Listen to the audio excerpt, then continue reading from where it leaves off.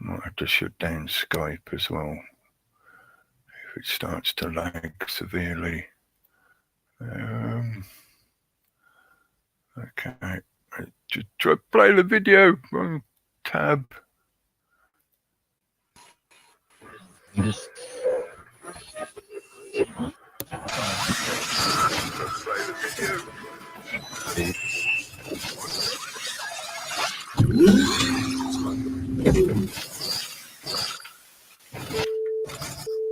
Welcome to your awakening. Please take all as your reality is adjusted. What? Did it play all the way through? Or was that just because I was looking at the other screen and I could only hear the audio? Well, if it did play all the way through, hey, that's the first time it's managed to do it. Stop screen share. Right, thank you. Good evening, ladies and gentlemen. Keep saying it while you still can, because soon they might stop you from being able to say it. Check the chat room. Got that chat room going. And welcome back once again to another edition of Sol Excalibre on this very interesting moon day evening on the 11th of the 11th. Coinciding, if you're a coincidence theorist, you might enjoy this, happens to be coinciding with the Mercury retrograde and Mercury transit and new moon. So there's quite a jumping between chat pages. There's quite a good combination of things going on at the beginning of this calendar week. Yes, let's first of all get back to that and say the usual. Welcome back once again. Greetings, salutations, well met. And I'm glad you made it and tuned in. We'll click that button. Yeah, okay. So a bit of a rush trying to get everything going at the beginning, as is often the case when we're doing these things. But over the weekend, and certainly up to today, it's been a bit more sort of trial and error, because recently something happened to my system and my internet connection, such that I'm still waiting for the BT, British Telecom engineers, to tell me that they've managed to fix it. The last information I had from them was that they hoped to have it fixed by 6 p.m. this evening, which obviously they haven't. I did post a little chat comment thing earlier on YouTube to say, well, I'll try doing the broadcast and see how it goes. It seems to be holding up okay at the moment.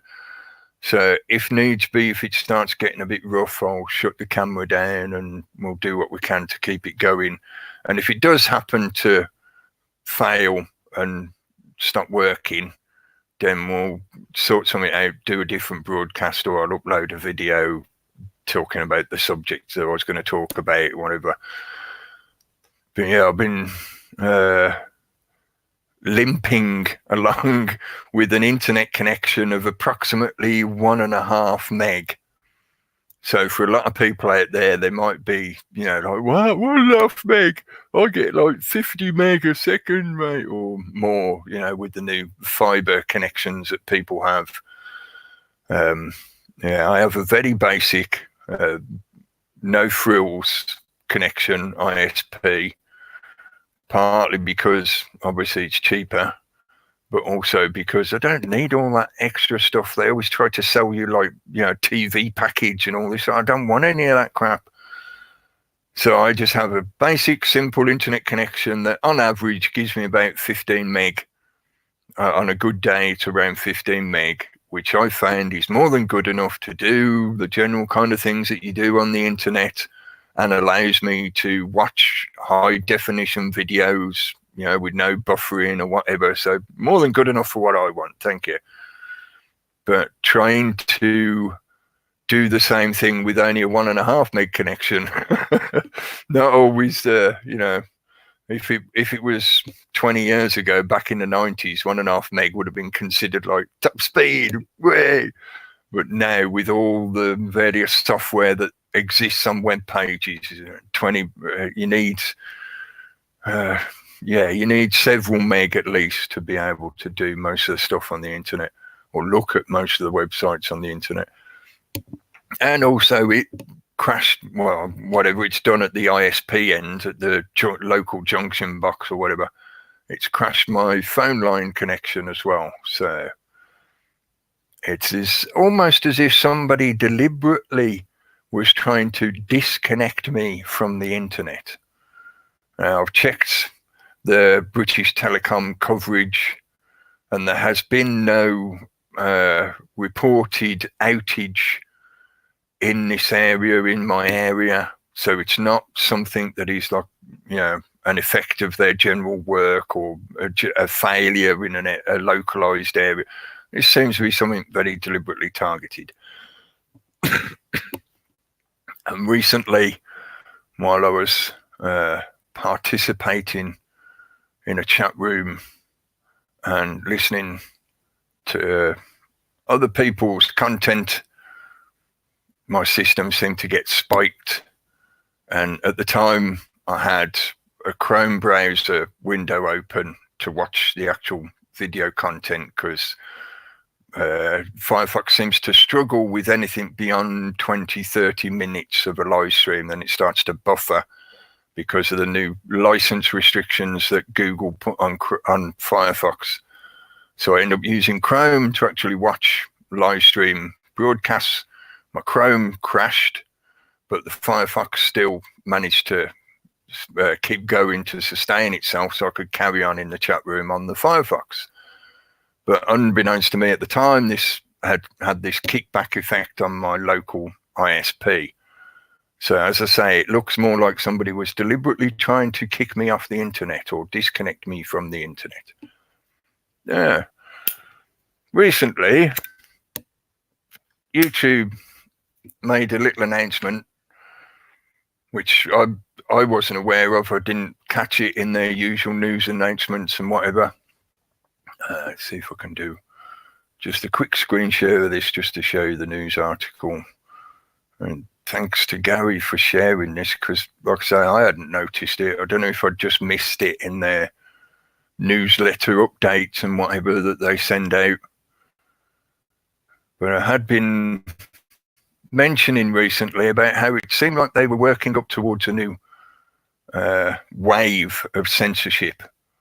I can't be asked clicking through this because I don't want to consent to their cookies that they have on this web page, but you can still see the web page behind that notification. YouTube says it can delete your account if you're not commercially viable. As the article goes on and explains, basically YouTube have included in their new terms of service this extra little bit of wordage, bit of word magic in their terms and conditions that basically says if you're not commercially viable, in other words, if they cannot generate money out of your content and your channel, then they claim the right to, shut you down because you're not producing any money for their company. So therefore they will just erase you. Now, I'm not going to, dig into the article or bang on more about that. The main point is just the fact that they've put this announcement out, and this could be the initiation of that new wave of censorship where they'll go around and using this part of the new terms and conditions, they'll use that as plausible deniability to shut down whoever they choose or are told to shut down, because they'll just say that excuse of, oh, you're not commercially viable because your video content is not good for the advertisers. So we can't make money off your channel. So you're just taking up server space. Goodbye. It's quite a good excuse. And it fits in very well with, like I say, as I've said, it seems to be that they're working towards or leading up to the next wave of this censorship gradualism rollout that they've been doing to pull the fences in on the internet as we used to know it and lead it into Internet 2.0, which is going to be the foundation for the social credit technocratic system of control within your society. But the main thing I wanted to talk about tonight, because it connects into things that I've spoken recently about over the last few shows in one way or another. It's a subject that I commonly come back to, and it seemed highly appropriate.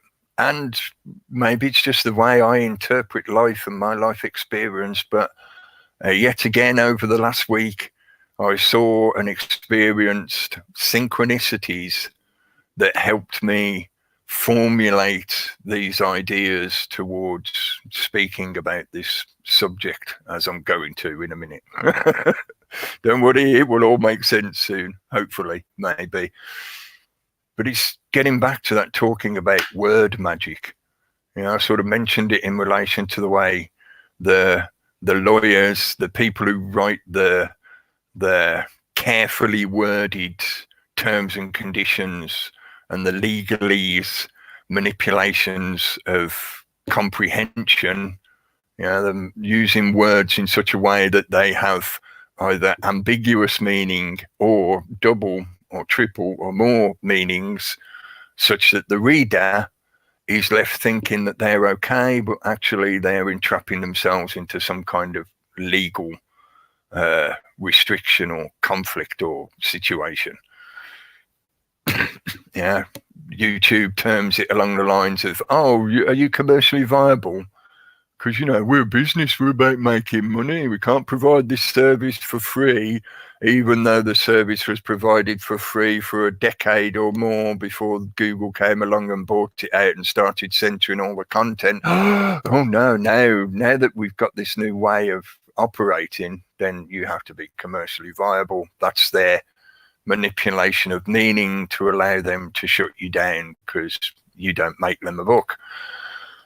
Yeah, I said book, B-U-C-K. Let me just jump back before I start getting into it and say a quick hello to everyone in the chat room. The ones that are not actually in the room. Anyway, Dottie, hello, mate. Hope you're all right. Thanks for joining in. And Stewie, hello. I'm going to scroll down quickly. New being, hello. This, I know you were asking me about word and spellings and stuff.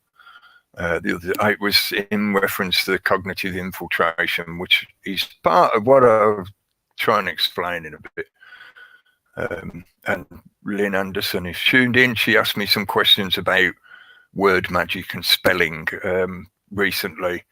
So that's why I say it's partly connected to things I've spoken about already recently, but hopefully, you know, as the Mercury goes through its retrograde, you're sort of looking back, you're retracing steps you've already been across, but hopefully in the retracing of those steps, we can get a better perspective of the direction we go in or what's ahead. Yeah. Sorry, where was I? Super Leads, hello. Evening. And Bernard, hello, mate. Hope you're all right. I'll check in a minute. I think I sent you an invite. If I didn't, I'll do it in a minute. If you're able to join, that's cool. Right? Lotsum Tatro, hello. And scrolling. I think I'd seen some other names in there as well as I was looking across quickly. Thanks for joining in, everyone in the chat room. The chat room is there for people to join in and participate. It's not, you don't have to be talking about what we're talking about on the video, but you know, that's hopefully partly what it's there for people to participate in the conversation a little bit or ask questions. But the one thing I wanted to make sure to point out, and this is related to the stuff I'm going to talk about, the chat room is there for you to make use of if you choose to. It's not a requirement, but it's also there as a facility for people to talk about things that may be relevant to them, relevant to what's in the video content, not just to take the piss out of each other. If you abuse the chat room, I will block you. I'll boot you out, or one of the moderators will do it. And I trust the people who have moderator ability. I know they're good at what they do.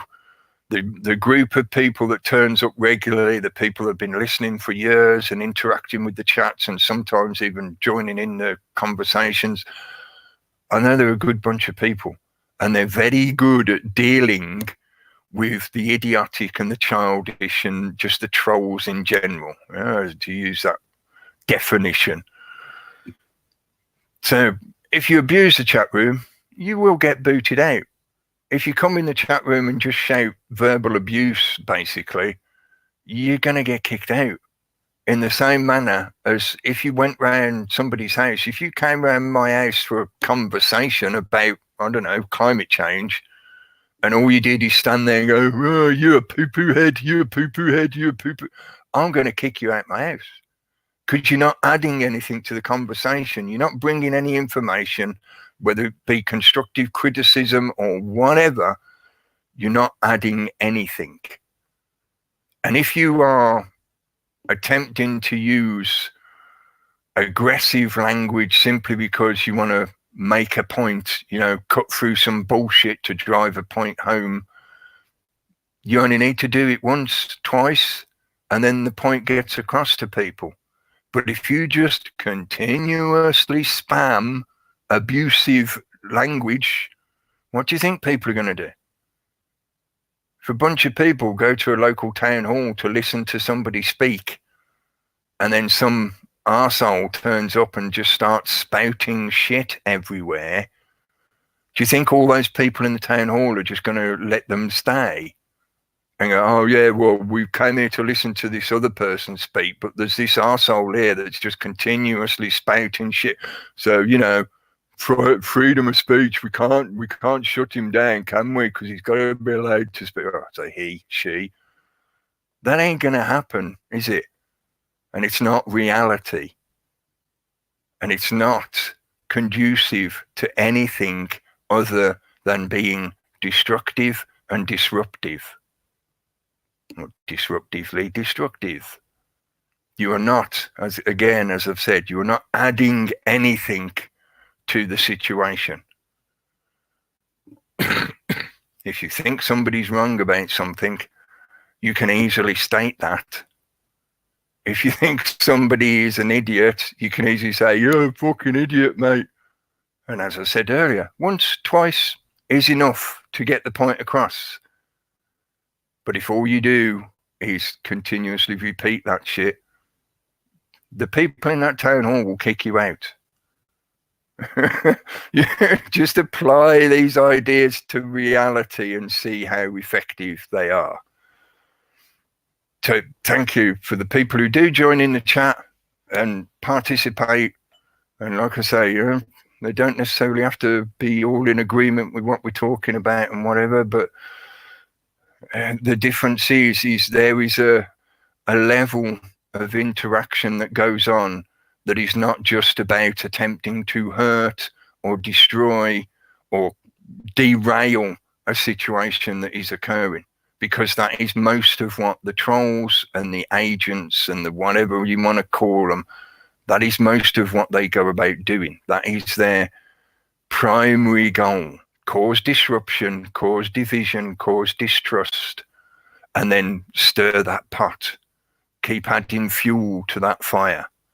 And if you can't initiate a drama, just spout as much shit as possible so the whole room ends up stinking of shit. So anyone that comes along goes, oh man, there must be a bunch of crazies in there. Look at the shit everywhere.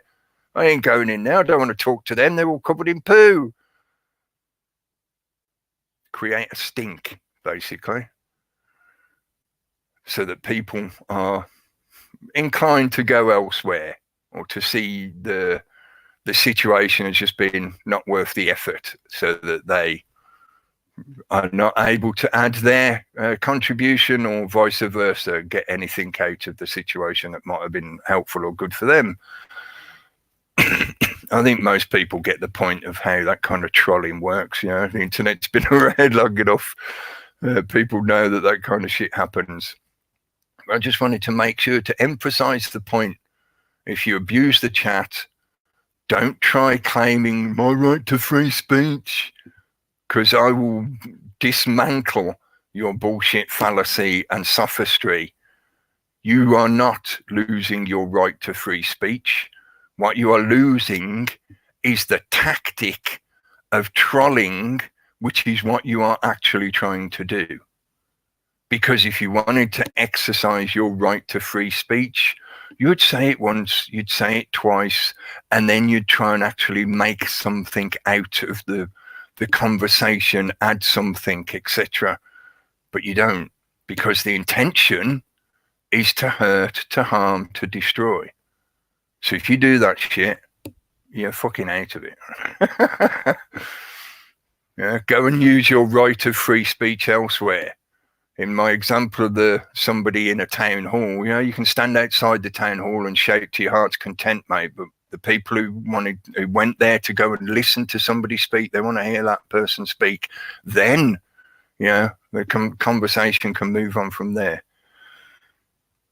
Now, in relevance to that, I also wanted to mention, and it might not be totally clear, I don't know, but the way I've written it in the subtitle this evening, tonight's subtitle, the subtitle this evening has got two elements, or two parts to it. They are sort of interrelated. The first one is more related to the kind of stuff I've just been talking about. If you haven't figured it out, it's actually the word psychology written in reverse. Yeah, maybe that's considered a bit of word magic, but ygolohcysp,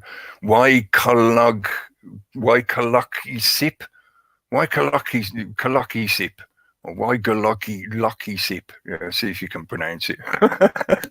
The word psychology backwards. So hopefully you get the idea. Is it reverse psychology? This is something that is maybe a level 2 trollism.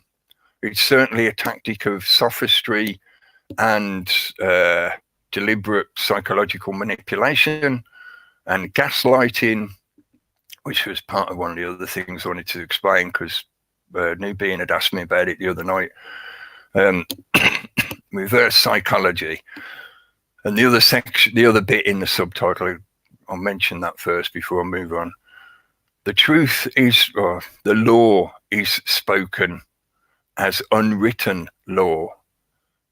You can interchange truth with law in that respect, but I use the example of the word law deliberately because of the two spellings and the two separate definitions.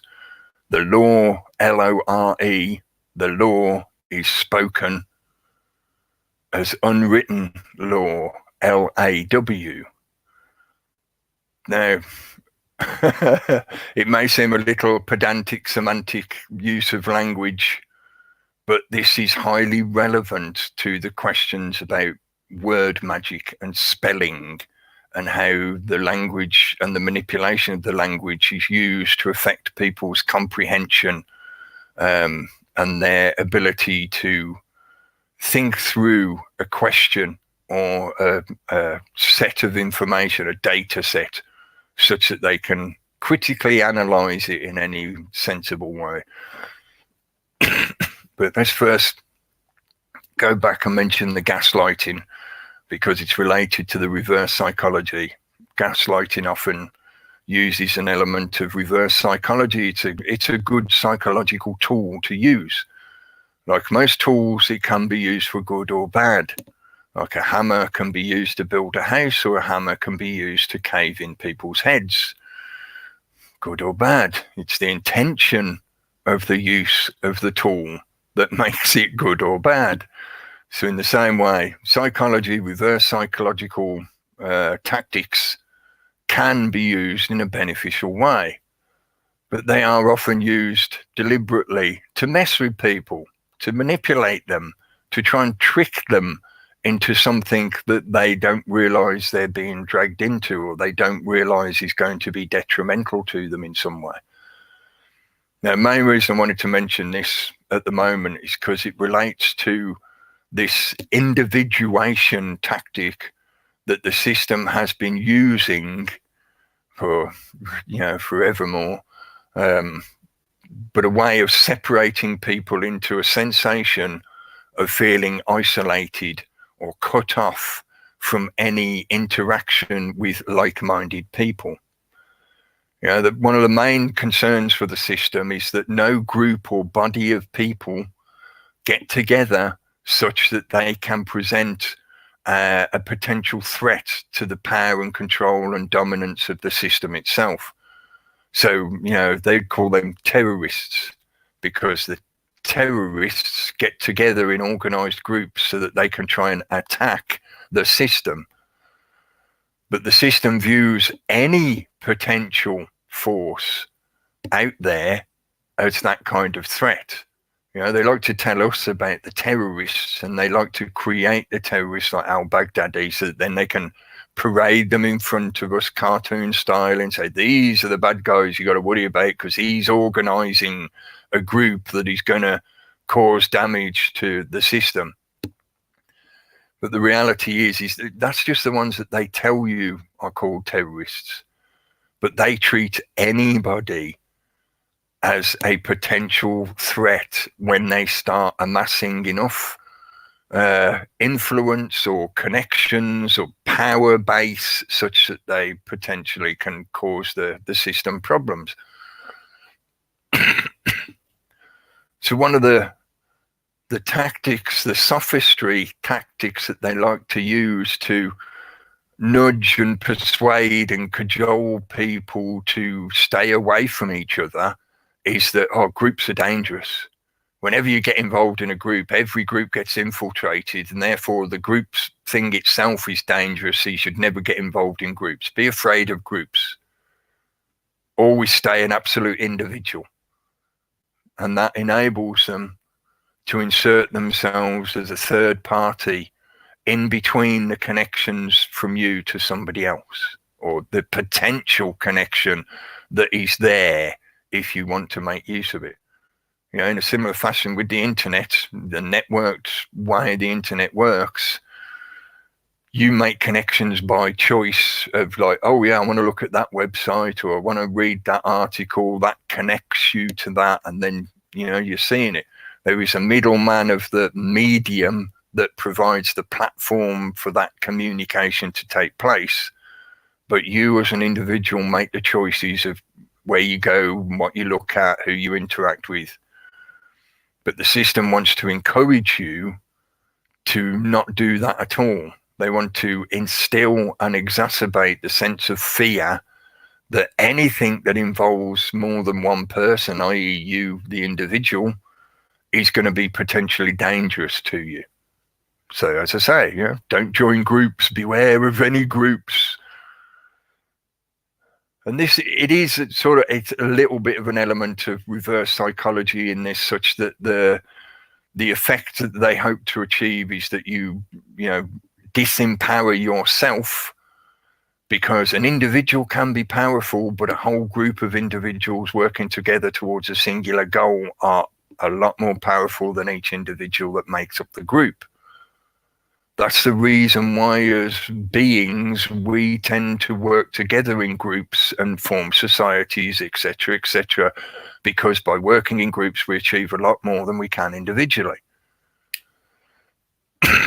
But that reverse psychology element of the choice is yours, and just like any other tool, there is a potential for benefit or harm, dependent on how it's used. So you as the individual have to use your own discernment and choice to look at a situation and go, hang on a minute, this group is wanting to charge me however much money per year to be able to join their group and be a member. And then they expect me to turn up at certain situations and put myself in the line of fire, as it were. And, all they offer me in return is a card of an animal that supposedly exists somewhere in the world that I am sponsoring by those payments. And is that really something that's going to have a long-term beneficial effect in any serious way? Or is this just some kind of con to exploit energy out of me and serves the purpose of the system in many different ways. Yeah. I think, that kind of thing should be hopefully fairly obvious to most people. And this is something that we all do through our lives, unless you are an absolute total hermit isolationist that lives on an island completely isolated from the rest of the world. Then you do this kind of thing where daily, weekly, monthly, yearly, you make choices about, well, yeah, I like hanging around with that group, or I don't like that group. I'm not going to interact with them anymore. I'm going to do something else on my own, or I'm going to interact with this other group, or I'm going to join this club because they're interested in the kind of things I'm interested in. We do it day after day in many aspects of our lives. At this point, I want to mention the concept of the three worlds. I thought about doing a video on this in relation to Dickie Attenborough's latest hypnotic assault on the general populace that they've been doing. They're extremely well videoed nature documentaries that they do. But anyway, I'm digressing. The three worlds.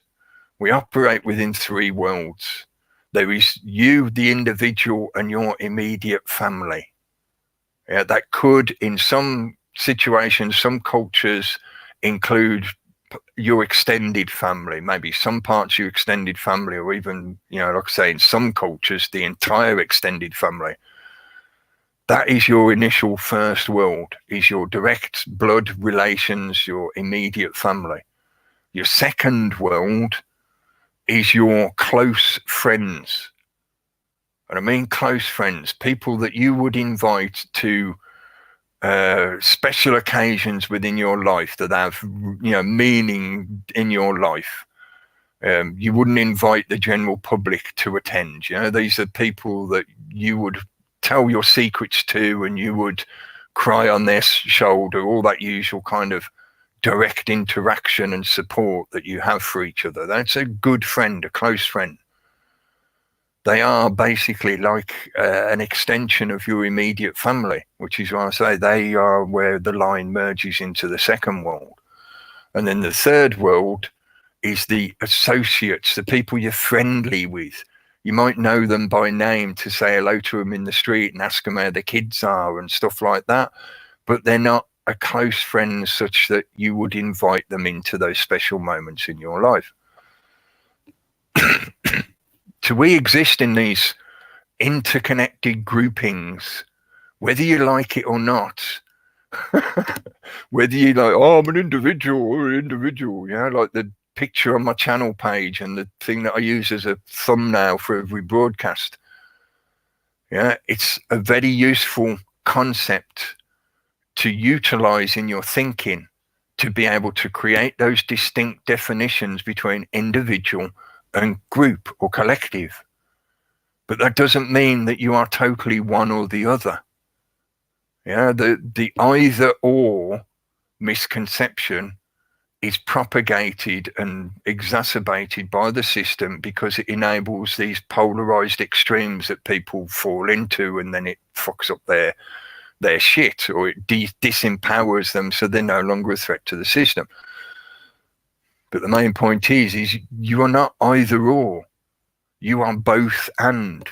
You are an individual, but you're also part of a collective. Whether you like it or not, even if you, like I say, one of those people like, no, I'm an individualist, mate. I'm on my own. I do everything for myself. But you're still part of some form of collective. That might even be the collective that is we're using the same language. So you're an Anglophone. You're an English language speaker. You are part of the collective that utilizes that particular communication form to interact with others. You're not making up your own language and saying something in your own language completely. No. So you are part of some form of collective. So this is something that they like to try and use reverse psychology to push you into extremes. And it's also a very underhanded trick of the kind of abusive psychology or personality that wants to actually be able to abuse you. So this is why I wanted to mention this in reference to that kind of trollism of people saying, like, oh, you're shutting down my free speech because you won't let me call you names in your chat room. That's reverse psychology. And it's also very indicative of the kind of mindset that you're dealing with. Because what that person has actually just said to you is that you won't let me abuse you. Think about that. They're calling you a gimp. They're letting you know that their intention is that they want to hurt you. And then they're attacking you because you won't let them hurt you.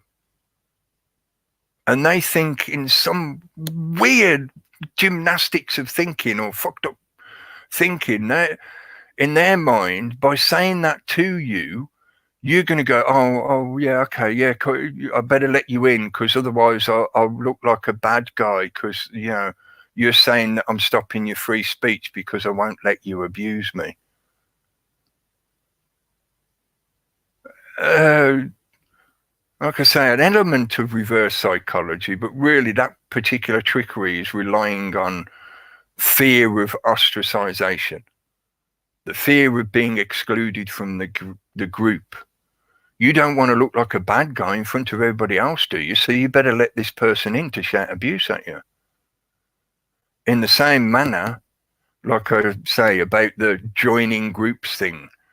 Oh, you don't want to join that group, mate. If you join that group, you automatically insert label here. You will be ostracized from the real majority group where because we're the good guys. You don't want to be one of them bad guys, do you? No, well, you better come over here then and chat with us and not join that group. And in the same manner, it can also be used as that kind of the vampire's foot in the door. Oh, are you in a clique? Is this a clique? In other words, you won't let me in. That's what they say to you. Oh, right, you're in a clique. Is this some kind of clique? Oh, you don't want to be in a clique. Cliques are bad. So in other words, you want in. That's what you just said. You are pissed off that you're not being let in. Now, as I used the example earlier about the three worlds and the immediate family, the good friends, this social network, try applying that in that kind of situation. If I come round your house and start banging on your door and say, oh, is it this circle of good friends that you got? Is that a clique? Well, what's going on? Are you in a clique? Why don't you let me in? I want to, let me into your circle of good friends. It's not really applicable to the way reality works, is it? And when I say reality, I'm talking primarily about the way we as beings interact with each other and find ourselves in these mergers of individuals and groups. And like in a Venn diagram where the circles overlap occasionally, so that individual's three worlds grouping slightly overlaps with your individual three world grouping. So you find that maybe you're both good friends with this one other individual whose three circles overlap somewhere else. And there is this layering of interconnected social groupings. A clique, a group, a collective can become a bad thing, can be a bad thing, like any other tool, as I say, can be good or bad. If you find yourself in a dogmatic cult-like situation, then that's going to be bad for you in one way or another, most likely for your thinking, yeah? But if you're in a situation, and I'm sort of using a loose description of what I'm doing here and what goes on, in this environment to try and explain myself. A few weeks ago, I had the chance to chat with Jeff C on his channel. It was it was just after Halloween, I think, wasn't it? Or just before Halloween. Yeah, around the 31st. And we were talking about movies primarily, but the Halloween movies, that kind of cultural element of horror stories, things like that, and how they can carry propaganda and agenda, psychological manipulations to try and mess with the general public in some manner. But from that conversation, listening to other things, the recent videos that Jeff has put up, he's made mention about the same kind of thing of like people come into this environment and they see the kind of stuff that somebody's doing on their channel, and they think that that means they must be part of some group, and that there is some kind of deliberate organization going on here that lends itself to automatically being labeled as bad because it's a group, and that's according to this implanted, misaligned, misdirected thinking, that automatically means it's bad. And he felt he had to explain himself as like, look, I'm an individual doing my thing, and I happen to work with other people. If I like what they're doing, I appreciate what they're doing, and I think we can do something good together. So it's free association by choice. And it doesn't mean that there is some kind of group and agenda that is then lending itself to any bad potential. And like any other tool, it can be a good thing or a bad thing. There are some groups out there that are deliberately organized to try and co-opt people and drag them into a certain situation, use their energy, exploit them, etc., etc. Yes. But it's not an automatic either or. Just because somebody is in a group does not automatically mean that there's something bad about it. There's layers to that as well. Yeah, there are some groups where you can have a very high probability of certainty that the very association with that group is going to be detrimental. I'm thinking of things like the ADL, who like to utilize a lot of these tactics that I've been describing, like reverse psychology and like trollisms, where their whole tactic will be to just shut down a conversation or a debate by shouting abuse at the speakers. Basically, don't let anyone hear them. You can find good examples of this when Norman Finkelstein was talking about some of the illusions of the hoax genocide during the Second World War at a university where he was giving a presentation, and some of the questioners during the Q&A session decided to just stand there shouting abuse at him, with the idea being that they would just shout louder so that nobody could hear him speak, so that nobody else could ask him a question. So basically they just derail and shut down the whole debate so that the information doesn't get passed around to people. It's a common sophistry tactic.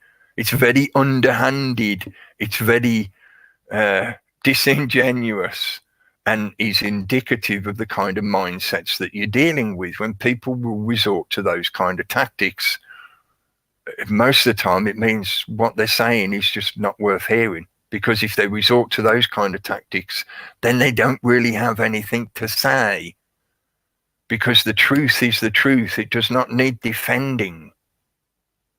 So if they're attempting those kind of psychological manipulations or the use of language to manipulate a situation, that means the actual principles that they are supposedly espousing, or the information that they are supposedly espousing, is worthless. Because if their truth really held any strength, and if it's the truth, it has an innate strength, then they wouldn't need to defend it or try and disguise it or excuse it in some fashion. So the very fact that they start using those kind of underhanded tactics means there is no truth in what they're saying. The classic, I think somebody mentioned it in the chat there, on I think that might have been on Jeff C's channel when I was listening to that. The St. Augustine quote. I haven't mentioned it for ages. I used to say it every now and then. The truth is like a lion, set it free. Yeah, if the truth is the truth, it does not need defending. It's good to have, how could we call it, caretakers, people who help sweep away the shit that gets sprayed all over the truth by all those arseholes out there. Yeah, that needs doing. But the truth itself will not suddenly stop being the truth because a bunch of arseholes say they don't like it. The truth does not care if you like it. So anyway, I've digressed a little bit. I was talking about reverse psychology elements. Yeah. But please don't fall into that quick thinking of seeing that kind of comment, like, you know, the situation I've had recently where it's like, oh, you won't let me in your chat room, therefore you're a poo-poo head. You're blocking my free speech. It's like, no, I'm not, mate. I'm just stopping you from spreading shit all over the place because that's all you're doing, because you ain't really got anything to say. All you want to do is create drama and controversy, and then you hope to profit out of that in some fashion. Now, the other element to what I wanted to talk about is a little bit more complicated. Hopefully I can get through it. The law is spoken as unwritten law. As I mentioned earlier, a few people have asked me about word magic and the use of language in that fashion. And this is something I've been speaking about in one way or another for years, speaking about, yeah, not writing, although, yeah, occasionally I post some comments and whatever. But it's not like I've got a book to sell or not writing articles and stuff like that. No, I do most of my stuff by the spoken word. But, you know, it's an element of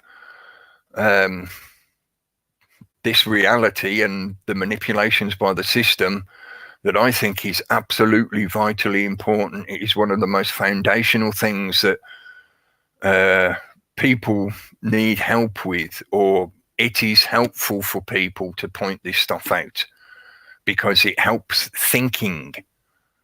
I know that sounds a bit, you know, cliched almost, you know, but by helping people get a clearer comprehension of how the language is used and how it can be abused, then that helps them think more clearly so they can make better decisions and choices for themselves. And in doing so, that ripple effect affects the rest of society. So you got a fucked up society because there's a lot of people who are fucked up. Hurt people hurt people. And hurt people seek out the ability to hurt others because that's how they've learned to deal with the world and other people. If you bring up a child in an environment where they are constantly verbally abused and put down, you'll end up with a gibbering wreck of an adult. You know, the system knows this very well. This is why we have things like the system of, you know, give me the child until they're 7 and I'll give you the man, to paraphrase another quote from some unpleasant groups out there that attempt to manipulate the world at large. By the way they educate us, they create the basic framework of your mind and your thinking so they can do things such as encourage what I refer to as cult mind thinking. Yeah, I mentioned this in the chat on Steve's show the other night, the GCHQ cult mentality. They require the majority of the public to think in a cult-like manner because that creates the divide and conquer. So if you look at a situation and go, oh, they're in such and such group, therefore I automatically separate myself from them and I consider myself to be in the other group. And there is this dogmatic boundary line defined between the two. And you cannot question the leaders or the controllers of the particular group that you are saying you're part of. As a sort of relevant reference here in the UK, you're supposed to not question the monarchy and things such as, 11/11, today's Remembrance Day. Don't question all that stuff about the Queen going to visit the cenotaph and mourning for all the dead soldiers that have given their lives for her great empire. You can't question any of that shit. Because if you do, you're one of the bad people. So you get ostracized to being an infidel. You are no longer an initiated member of the cult that accepts that system of monarchistic symbolic rulership. Cult mentality. Now, they'd like to propagate that in our thinking right from an early age, so they instill in people that kind of concept of it has to be either or. You're not allowed to consider both and. This is why, again, just as another simple example, if you look back through a few years worth of general media coverage, news media coverage, and look at how many times the false dichotomy, the false argument of is it nature or is it nurture gets brought up, rehashed and pushed across the news media. And it's made into a talking point for the general public. Either or. Is it nature or is it nurture? Let's argue. Divide and conquer. Cult mentality. The cult mentality says you cannot question the ideology or the principles or the rules of this particular grouping, and there is a hard defined line on the outside of this. So if you are not within that line, you are automatically an infidel and should be destroyed. There can only be one world, one religion, one governing body. It's cult mentality.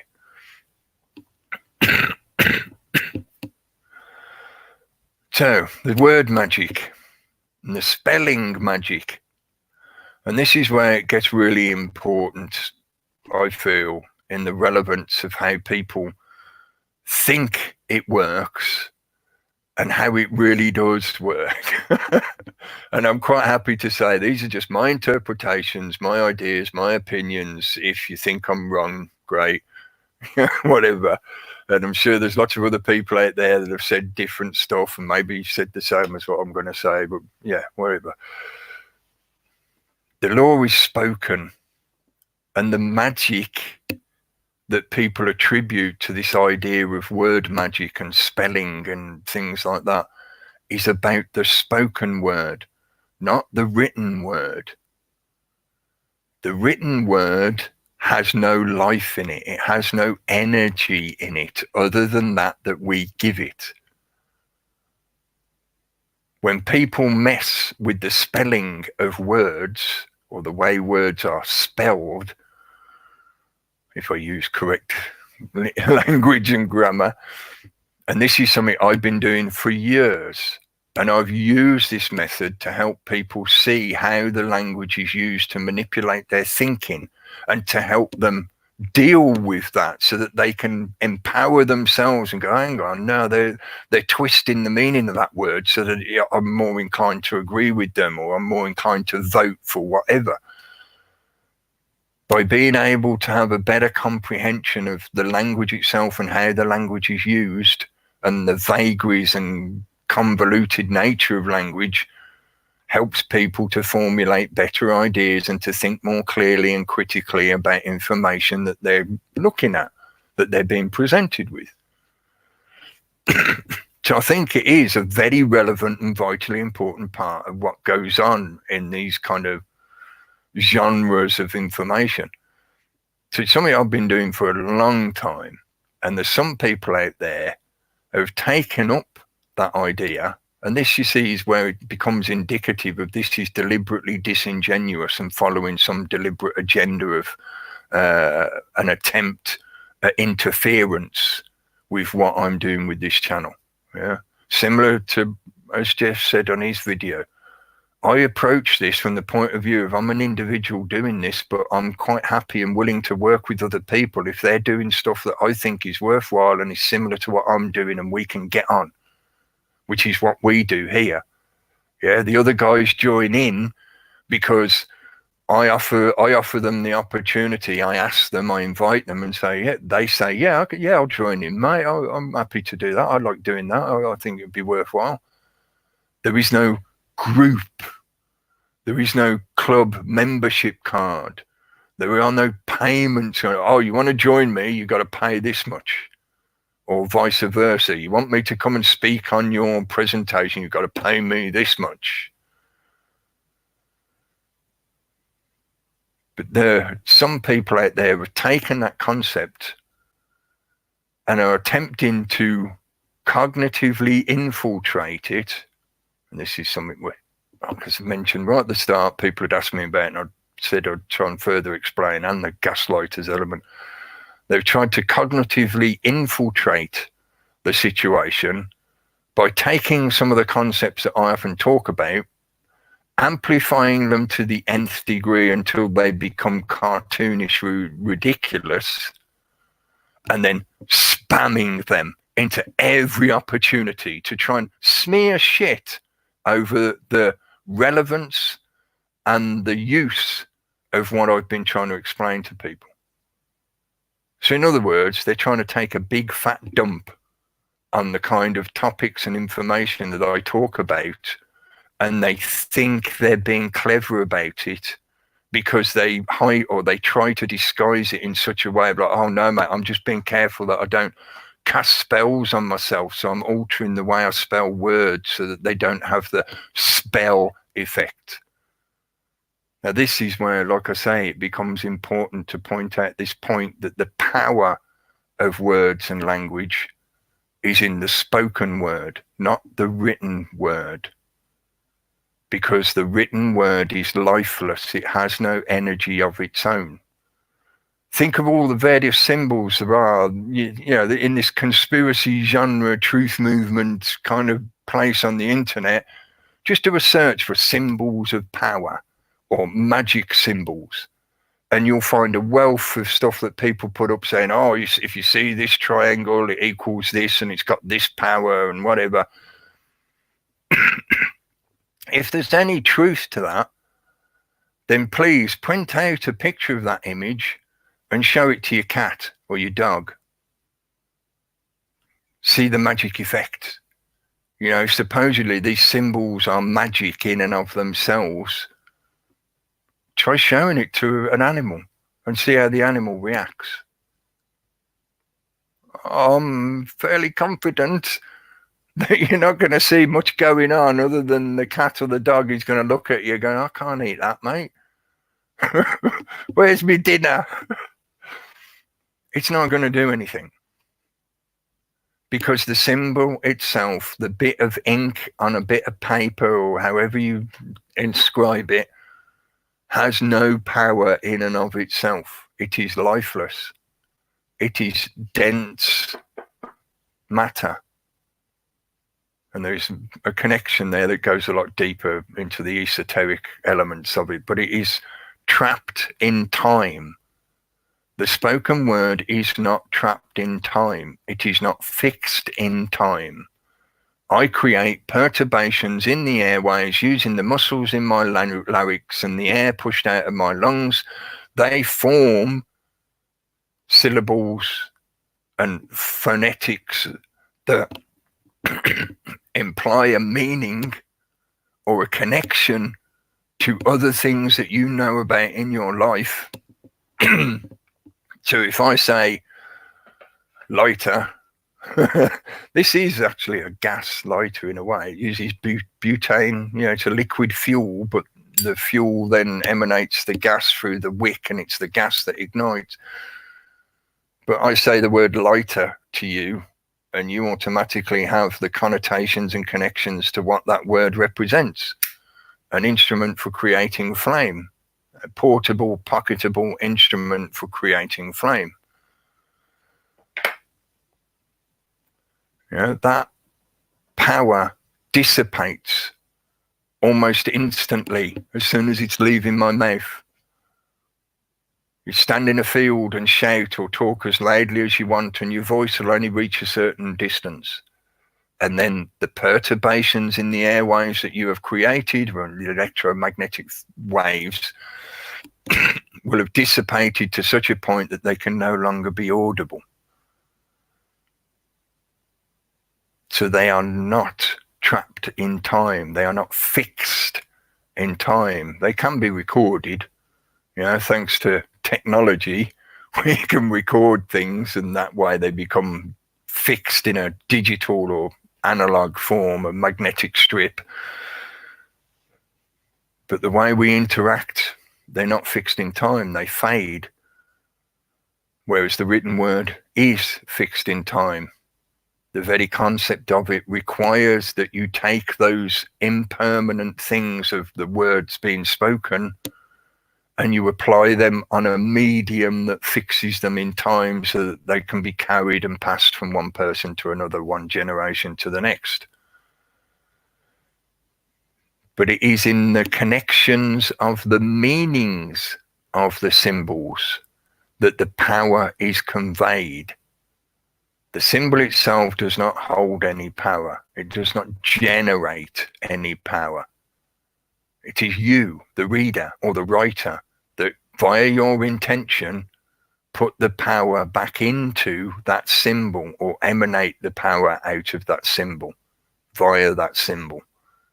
Like a focus, a fetish that you channel your intention through, it then becomes something that could be called a power. There is also the element that whenever something gets fixed in time, it can then be franchised and fractally expanded upon. And that's why I deliberately use the example of the word law, L-O-R-E and L-A-W, because in ancient times, the law, L-O-R-E, was the thing that gave people their concept of law, L-A-W, because dependent on the L-O-R-E, law of the land, people would behave and interact with each other in a way that in more modern times or in later times we would define as the word law, L-A-W. In other words, moral codes of conduct. So if the law of your land is that anyone who kills their brother will automatically be strung up on a post and whipped till they die, then over time that then gets fixed in time via the system of written laws, and it becomes a LAW law. And those things are correlated and interchangeable. One feeds the other and vice versa. Our judicial system of law, LAW, grew out of our system of law, LORE, our systems of mythology and knowledge, the passage of knowledge from one generation to the next via the language we use to communicate. And the power of that language is spoken, not written. It's you that give the symbols the energy when you look at them.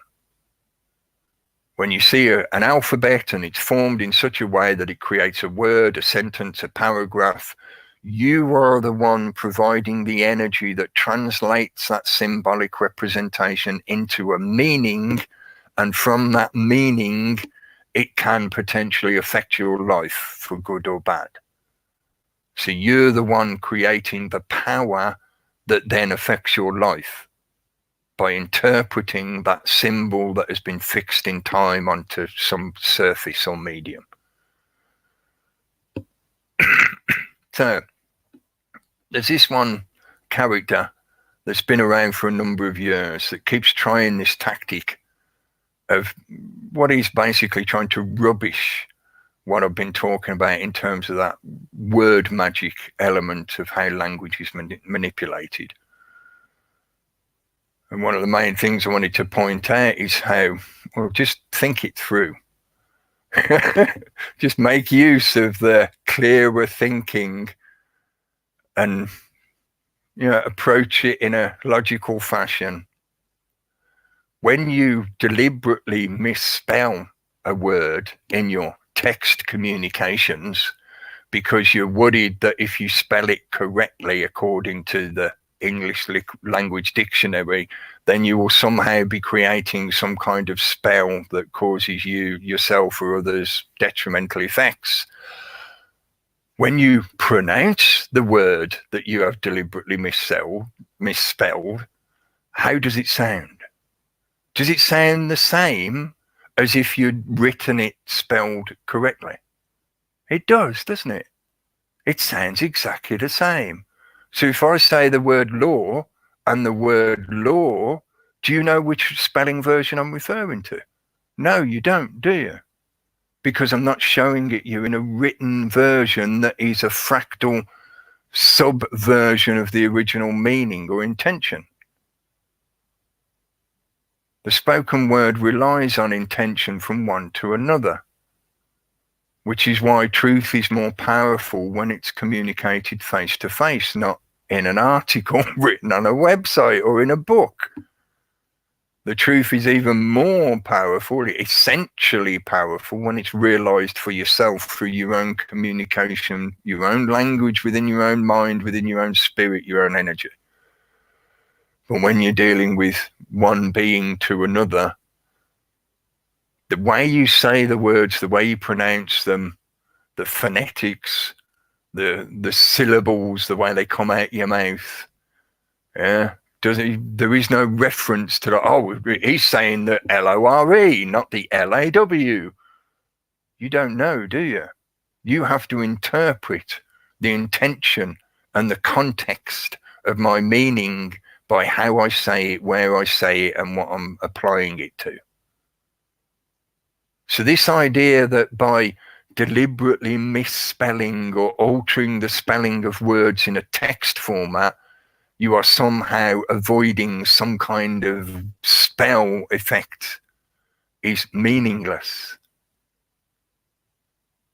Because it is the intention of the reader and the interpretation of the reader that automatically converts that word back into its phonetic sound and construction. So I might type LORE to make a point about, oh yeah, if you spell the word, but the reader reads the word as law. So I could have spelt it either way and the reader would still read the word as law. So this deliberate gaslighting, right, to explain that, the term gaslighting was formulated after the ideas presented in an old black and white movie called In the Gaslight. As far as I remember, that's the title, In the Gaslight. And it's a story about an abuser, a man who systematically, psychologically abuses his wife to convince her or to make her crazy, to convince her that she's crazy, that she's mad. Yeah, that's the premise of the storyline of the movie. But what the guy does in the movie, he does things like, was it a pocket watch or a necklace or something? He hides some piece of jewelry and then claims or makes out that the wife has lost it or something and it's her fault and she's to blame for the loss of this valuable bit of jewelry or whatever. It's been a long time since I watched the movie. I don't remember the details, but it's that kind of psychological manipulation that is referred to when people talk about gaslighting, and that's where the terminology comes from, and that's what it represents. The idea that if ever you've been in a room that's lit by gaslight or walking down streets lit by gaslights, you get the idea that there is a gloom, there is a shadow element to it where things can occur in those shadows where you're not quite sure what's going on because the lighting is not quite enough for you to see details. So it looks a bit blurry, and in that blurriness, you're not sure if it's you to blame or the other person to blame. Yeah. That's the psychological manipulation of it. So gaslighting refers to that kind of tactic of doing things such as, let's take this idea of word magic and just amplify it to a ridiculous degree, and then present it as if it's real. And we'll just keep presenting it, just keep saying the same phrases again and again and again. And whenever we question about it, never answer directly, just make up more fucking bullshit phrases. And eventually people will, the person who originally was talking about this idea of words being manipulable will think that they're crazy. Or anyone else looking at this information will think that the idea is crazy. Seems a fairly simple tactic, yeah? But in its simplicity, it is revealed as being that, an abusive tactic. Now, the other element to that, which I said I'd mention and address, as a cognitive infiltration. I think maybe I've sort of already described that. It is this way where, well, there's two elements to it. There's two sort of meanings you can take from it, and both of them are relevant. Both of them are represented in this way. Cognitive infiltration, the idea of cognitive infiltration was a tactic suggested by Cass Sunstein as a way to derail, interfere with, disrupt, and eventually dissipate the energy of the movement that was the 9/11 truth movement. I'm saying was because it's pretty much, gone in other directions now. People have split off into separate little groups and whatever. And the initial wave of energy that ran through the public back in like 2002, 2003, 2004, for a few years, what formulated itself into the 9/11 truth movement, he was tasked with coming up with a way of dealing with that in the public, derailing that information and ridiculing it and making it so that the general populace will just ignore it. And part of his paper that he wrote on how to deal with it, he's presenting this idea of what he calls cognitive infiltration, which is where basically you infiltrate a group and you take over the general topic such that you can then start steering it in the direction you want. Think of it a little bit like somebody gets in your car, you pick up a hitchhiker, you're driving down the road and they're like, well, yeah, they're just chatting to you, they're friendly enough, they seem, okay and whatever. But after a while, they start putting a hand on your steering wheel. And as time goes by, they keep trying to push the wheel more and more to turn a particular direction. That's cognitive infiltration. They attempt to infiltrate and then take over the thinking processes that occupy the group, the primary things that the group was originally concerned with, and start steering it off in a certain direction. Often that would usually be, they would pick something that for the general populace they think is a bit crazy or weird or out there, and they would concentrate on that element alone. So as a good example for that, think of the flat earth psyop. Now, I'm not talking about the questions in general about what is the shape of the world and blah, blah, blah. I'm talking about the flat earth psyop, the insistence that the world is flat, and if you disagree, you're an infidel who works for the deep state bad guys and you need to be dealt with and you're crazy and you're not awake and all the, shit. Cult mentality thinking. Now, that was deliberately take one element of some of the stuff that people in this environment are often talking about and steer it off in one hard, extreme, ridiculous direction and concentrate on only that extreme. And if anyone tries to talk about anything else, say they are a traitor or a shill, and just push them out and get everybody to focus on just that one element. Another way to interpret cognitive infiltration, and also I think is implied in the meaning as he was describing it, is that you are trying to basically invade people's thinking processes and reprogram them or give them new definitions for those thinking processes. So again, like the word law as the example, the cognitive infiltration process will be, well, they're talking about law. let's get in there and start messing with their concept of what law means. What's the definition of law?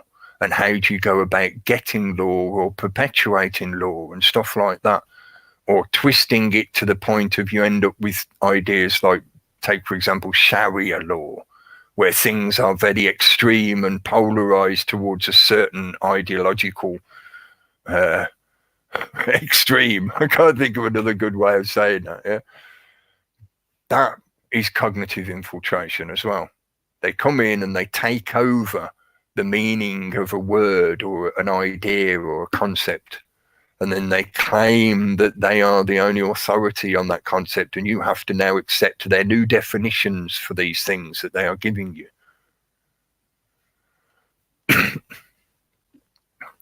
Cult mentality thinking, gaslighting, cognitive infiltration, sophistry, disruptive debate tactics. I mean, these are just 4 things that I can think of are the main things that I've sort of mentioned in terms of this, like word magic. The word magic itself, as I've said, the real power of the word is in the spoken element. God did not say, or God did not get a bit of pen and paper, or get a bit of paper and a pen or a quill or charcoal or whatever at the beginning of creation and write word on it. God said the word, or God emanated the word in the ripple effect kind of concept. God didn't sit there and go, oh yeah, I want to create a reality, but how do I do it? I need to create pen and paper first, because it's only written words that have power. All those written words only have power because people give them power. So therefore, ergo, the written word itself is powerless. It is no vessel. It has no spark. And we could get into a much further debate about, well, you know, if God creates everything and books are part of everything, therefore God created books, therefore books have the element of God in them, therefore they are living.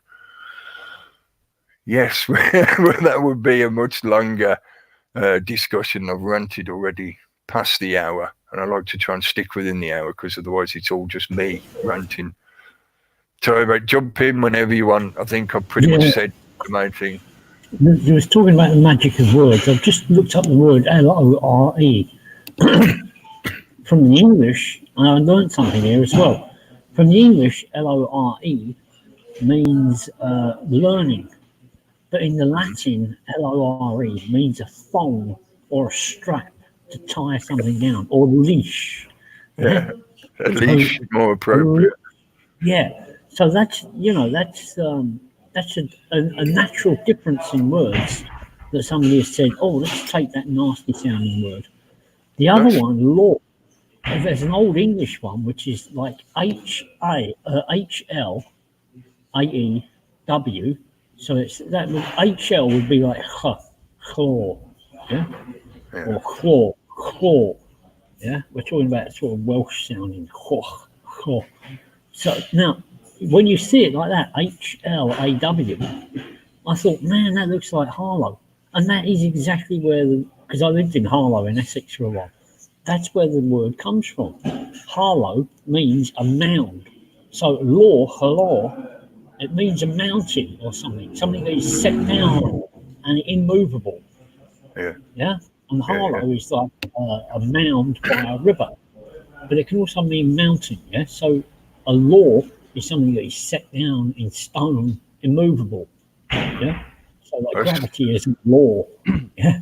That's a good point for me to just mention. One thing I didn't mention in my rambling is that a lot of the things I'm often talking about are obviously only relevant to the English language.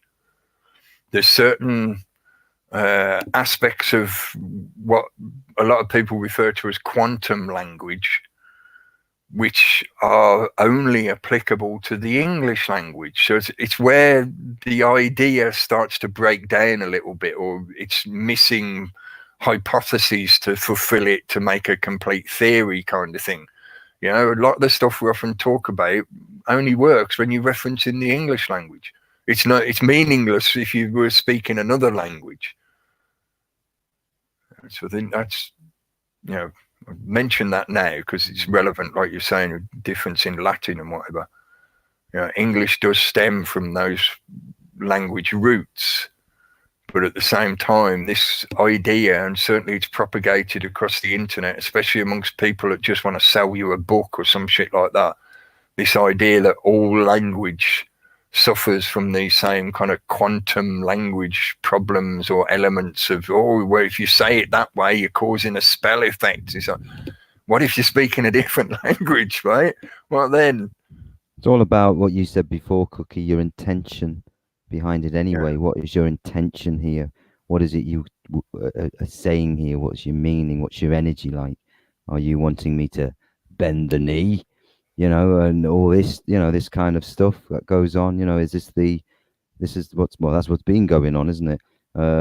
Interesting. You mentioned just at the end there about the use of infiltrators and things of this nature into groups and things, you know, which has been going on for a long time. That's how you, you know, disengage people and, you know, send them back into the system. You know, subversion, you know, like subvert them into, you know, back there and shut them down. And they've been doing that. We've been on this stuff for a good few years now, and we've seen that happening all the time. You know, people getting shut down, people people having a change of heart for whatever reason, or feel that, you know, that, you know, something happens that just makes them go back into the system, or they come along pretending they are free or on that sort of good journey, and then they're trying to get you back into the system.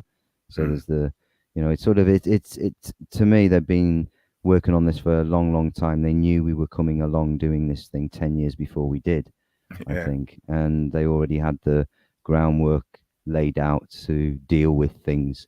And as we've seen the psyops being, you know, planted every so often along that way, you know, in the last 10 years, say, you know, the psyop comes out, you know, whatever it may be. And that's to, you know, like I say, like you said, to create, you know, just more division and more confusion and more separation, which is what they want, because they cannot control like you said, a cohesive group of strong individual people with like-minded thinking. It's very, very, very difficult then. That's what they're trying to sort of, if you like, prevent from happening. That's why the society is set up the way it is set up.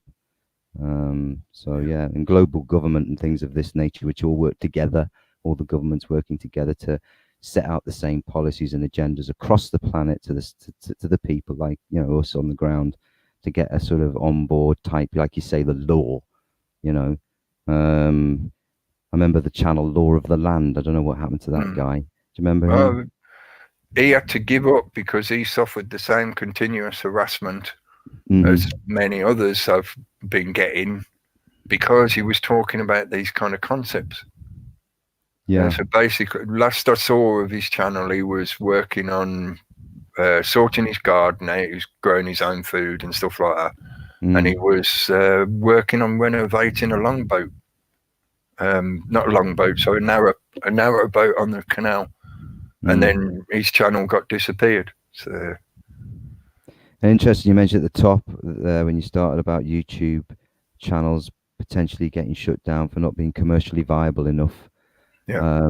That's going forward a bit of a, well, do they want to kill their own audience off? I mean, I don't know if that's, you know, they don't care. They're already running at a loss, mate. It's not about making profit for them. It's about controlling the information and the narrative. Yeah. So maybe our days are numbered on these channels, which I think it's worth me mentioning that now. I know I said it off air, but I meant to say it on air while I was rambling.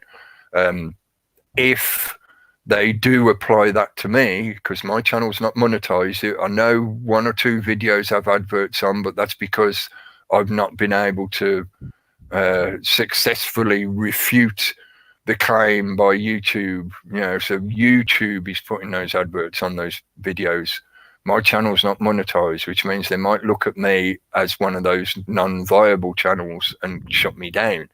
If they do, I'll set up on a different platform and do like Jeff's done with BitChute I've still got Yeah. my Steam account, so I can use that. But I won't stop doing something. It's just that obviously, like, YouTube will become defunct, as far as I'm concerned, anyway. So yeah, if they go ahead and do what you said they're going to do, which yeah. I read in the chat somewhere in December, they're going to start trolling through accounts and see what's viable or not. I think when they raise the terms for getting monetized, to so many viewers and that, I think they're now aiming to sort of raise that a bit higher. So all the people that come on and just made it by phoning up their friends and saying, "Oh, like me 100 times," watch my whole playlist under a new name, so I get 100. Because if somebody asked me to do that, and 10 other people, I'd fucking do it, and just put their channel on, and just leave it to play over and over. Yeah. I mean, people must have been just squeezing in, and they want to stop all of them. I don't think they're going to go after the small uploaders, because people will just upload another channel. Yeah, but that's the whole point of the channel, isn't it? To upload. Yeah, but it's also I know I'm saying the word fractal a lot tonight, but it helps me explain the kind of sub-layering. There are fractal networks of people such that the system itself, Google, YouTube, whatever, doesn't have to be directly trying to monitor and interfere with us, the little channels. They have their multi-channel networks who actively pay third-party groups, companies, to do exactly that. I sort of mentioned it a little bit earlier, the shit I've been having with my internet connection and whatever, strangely happened after I'd had that chat with Jeff C, and I'd got a fair bit of viewership coming from that. I had quite a few new subscribers to the channel. Welcome if you're a new subscriber. That is a repeated pattern, and of whenever that has occurred on my channel or in my interactions with other content creators online, whenever I get a good connection like that, out come the trolls. The trolls are there straight away, like, "Oh, he's getting too successful, he's getting too influential, shut him down, talk shit. Fire up So brigade. there are those there are those multi-channel networks that will, for business reasons, do that kind of low-level atomized monitoring that you're talking about. Google doesn't have to do that. Google just sets this standard and tweaks its algorithm a bit, and then all those companies will go, "Oh, we need to still be making money, which means we need to get rid of those guys that are competition to us because they don't charge money." Yeah, who are the public going to go to? The one that's free or the one that charges an entrance fee? They know we're competition to their business model, so they want us shut down. Sorry, I'm ranting a bit. I know not directed at you or anyone in particular, but I think, I know some people get worried that it seems like it's an over-the-top paranoid idea that, "Oh, I'm only a little channel, they're not coming to get me, you're just talking fear porn." It's like, no, they don't have to come to get you directly. They just alter the environment, they alter the playing field. And then all those order followers that are enamored of the glamour of the bullshit go along to get along. So they're the ones that fuck up your life, not the guy in the CEO in Susan Wakajiki, not her in her CEO boardroom. She's not doing it, no. So Too busy eating, munching rugs. Maybe, I don't know. Maybe she's too busy like going out on dates with the Majiki sisters or something. Somebody mentioned that if you've got like 10,000 views, you can go to a YouTube studio and they'll give you their studio to use. And when you look at the number of transgender channels and that get promoted, well, I mean, this is the ideal thing for Majiki to have them come in and use their studios. She'd be there she's like the Jimmy Savile. I did see one thing. Some of these other channels, the True Geordie. I don't know if anyone's heard of him. He had David Icon the other week, and that popped up on my recommended. And interesting, like just the fact that some information's getting out, and that audience had 500,000 views. you know, getting him on. He was talking some good stuff, you know, all the 9/11 stuff, all of it. You know, all, you know, he didn't mention the reptile stuff, but he said he didn't want to ask him that question if you listen to the after show. But it was interesting that, you know, again, those channels are beginning to maybe, you know, I don't know, people listening to that. It's I'm not saying, you know, you take the information and you take the truth and the truth in yourself and the truth that's around you, you know, and it's there. You just, it resonates like a beacon of light, doesn't it? You know, you can't hide it. It's like, come on, wake. It's like they say, wake up. It's in your face. I think it so is. it's good that those sort of channels, what I'm saying is those sort of channels are all about sport and betting and lads and, you know, all that shit, you know, a bit ego and all the rest of it. But it's good that they are, you know, in a sense, letting an audience listen to something or something that will make them think, you know, about different topics and subjects, you know. It is definitely getting more mainstream. Mm. And I mean that in two ways. One, they are trying to trendify it. They have been slowly over the past few years. That's why we've now got the abhorrent, whatever you want to call him, you know, is he actually a real being or not? But some of the big name superstars on YouTube are now doing their own little conspiracy series. You know, I don't want to mention their names, but I'm sure people know who I mean. Yeah. They're trendifying it. But at the same time, I think that deliberate trendification is an indication that actually the energy is getting to that kind of level already. So the system is trying to hide it and make it look like it's happening, you know, because the people are making money out of it or whatever. They're trendifying it. But the fact that, like, Joe Rogan has become, I'll mention him by name because, you know, whatever. He has become the biggest podcast on the planet. And a lot of the topics that we're often talking about have been mainstreamed by him on that platform. So the fact that they've been doing that to, in a cognitive infiltration way, steer people's thinking in a certain direction or directions, plural, the fact that they've been doing that, to me, is an indicator that the energy is there naturally.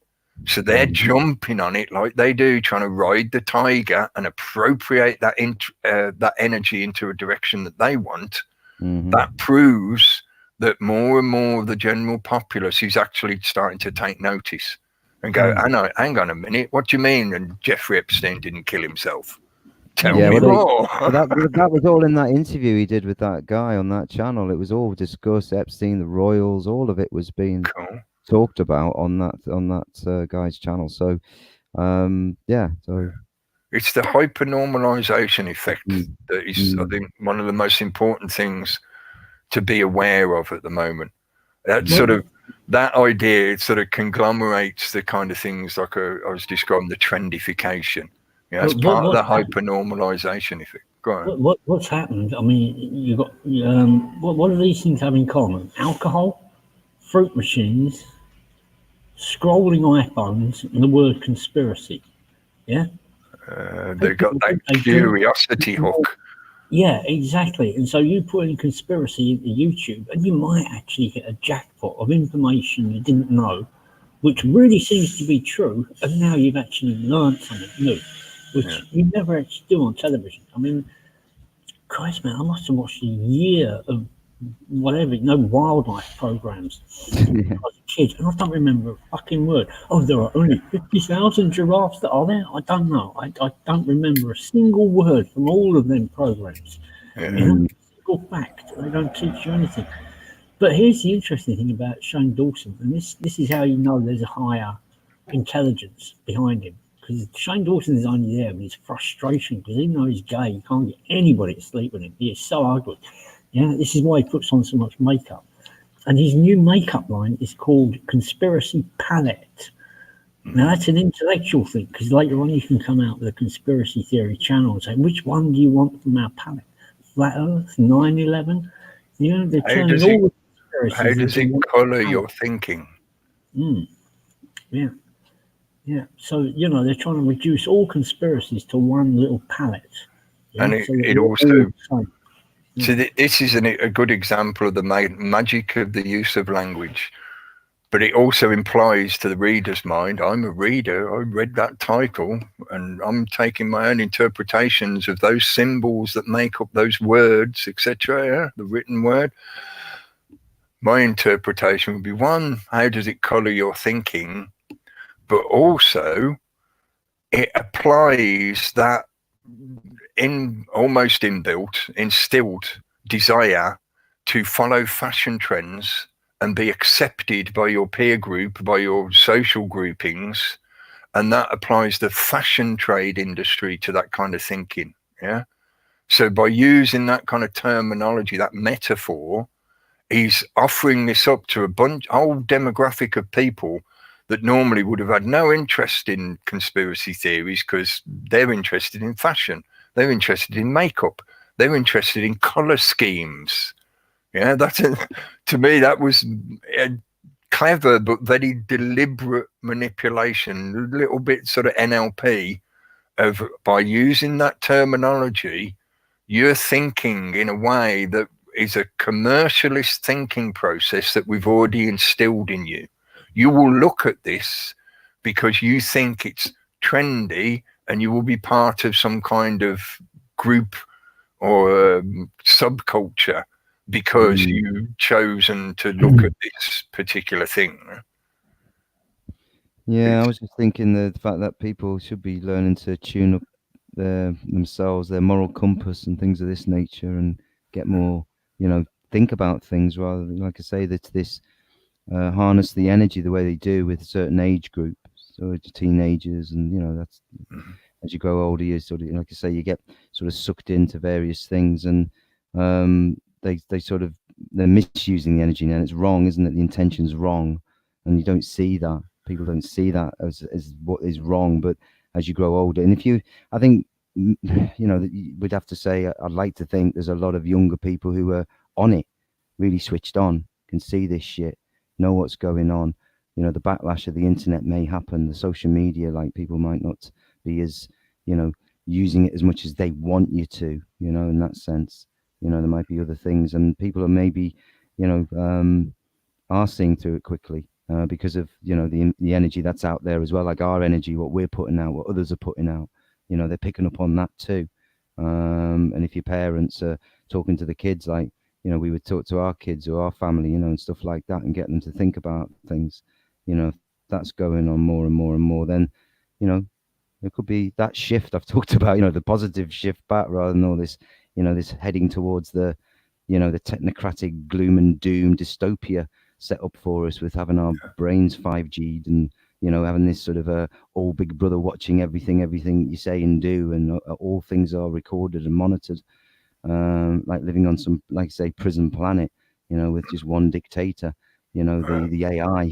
If that's go on. Just a little interesting anecdote I heard over the weekend.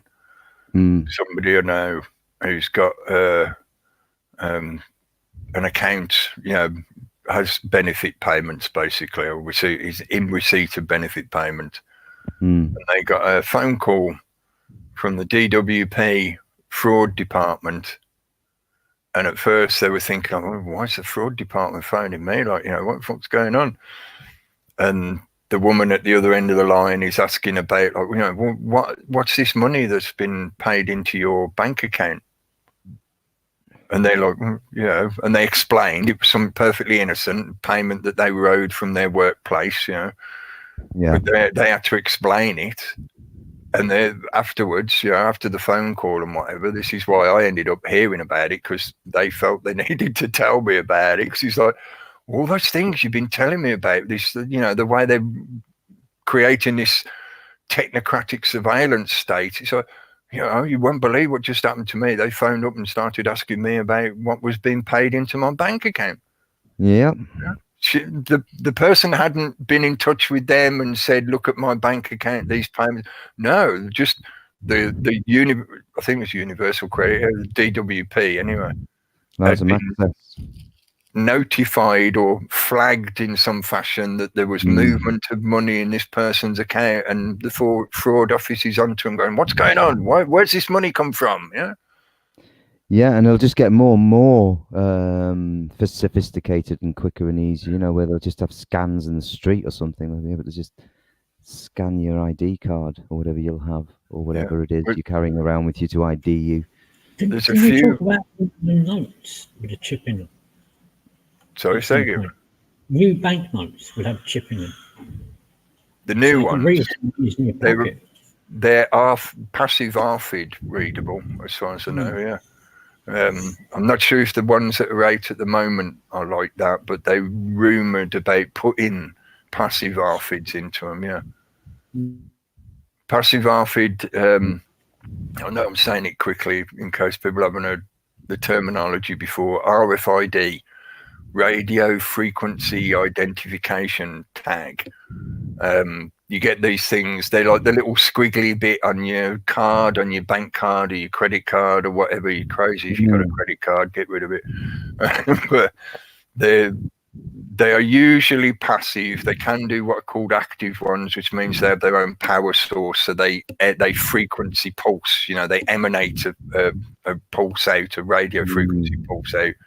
But Like the passive ones, yeah. passive ones have no power. That's why they're called passive. But they act as like a receiver relay. So when a signal hits them that fits their circuitry, as it were, they reflect that signal back. So it's like a way that an item can be pinged, and the item will go, "Yes, I'm here. This is me. I'm one of these things." So most like commercial products on supermarket shelves, there'll be a passive ARFID in the labeling somewhere that gets picked up by the systems that are by the doorway, you know, the alarm systems, shit like that. Yeah. They say that they're in the labels of a lot of clothes now, and even once you bought the clothes and taken them home, yeah, they will still be active. All they've done is turned it off for the they turn it off for the particular detector, so that you can walk through it. It's still there, like they can read it, yeah. So if you don't have a phone or something, they can ping you to see if any of your clothes or your boots have got that little bit of wiring, and they'll get the signal back. Yeah. Which by then they'll probably already know who owns that particular number. I was going to say, as far as I know, these are still on YouTube.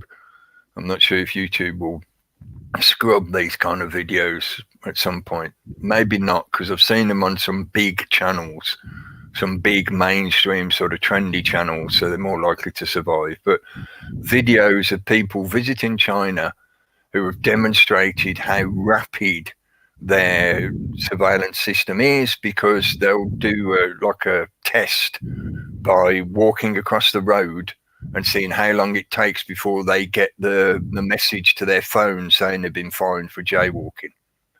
Yeah, and they'll show this sort of live, you know, here's me, look, here's me walking across the road, and now we watch my phone and wait, and ping, there's the fine. Yeah, so the evidence is there that these systems work to that level, you know, that kind of scale of the surveillance state and how quickly it's accelerating. Yeah. And that model's soon to come here, isn't it? Well, it's already here, but it's going to be like that. Yeah. Just a quick hello. I was scrolling up the chat, and I know a few people have joined after I said hello earlier, and it's coming up to 1:45, so I'll be winding it up in a bit. Fucktastic Steve, hello, with your fucktastic name, if I can say it properly. And Apple Charlotte, hello, Charlotte, Lot. Oh, that's your lot. Enough with the Apple Charlotte. Richard Kinsit, hello. Tommy Cooper's bottle routine. Yeah, I vaguely remember that one. Yeah. And wow, what was is it one of the Ronnies or the two Ronnies, the 4 candles? That's a really good sketch as an example of just some of the weird convolutedness of the English language. You know, 4 candles. Sorry, distracting myself. I know I saw 1 or 2 other names. I think Linda Cloud was in the chat earlier. Hello. And I'm scrolling down. The chat is, the cache has lost a bit, I think. There's still a fair bit in there. Thanks for joining in the chat. Like I said right at the start, folks, you know, it's there for you to make use of if you choose to. You know, you can meet a lot of good people. You can find out a lot of great information. You can hear a lot of good ideas and just a lot of wisdom and common sense and all that good stuff. And if you see any arseholes, they'll be given a very short window of possibly, you know, changing their behavior or their attitude or whatever it is. It's the reason they're being an arsehole. But if they continue being an arsehole, they will get a boot stuffed in them, and they will see the outside of the room and not the inside. Maybe that was all the names I saw as I'm scrolling down. Yeah, I think so. So yeah, thanks for joining in, folks. I've scrolled all. Yeah, I can see you now. I see you now, sir. Mascara Snake, hello. Yeah, I think. Well, if I missed you out, I'm sorry. It's just, you know, scrolling and trying to rush and see everything. Oh, what are you sharing that one for? That was the Veron. It has been quite an interesting series that we, you know, certainly in reference to some of the stuff we've been talking about with language and law and the history of language and where names come from and things like that. There's a lot of good elements of that in that series, but there's also a lot of the usual kind of propaganda bullshit. It is a mainstream media TV series, so what do you expect? With adverts. Yeah. Yeah, was it Sky, I think?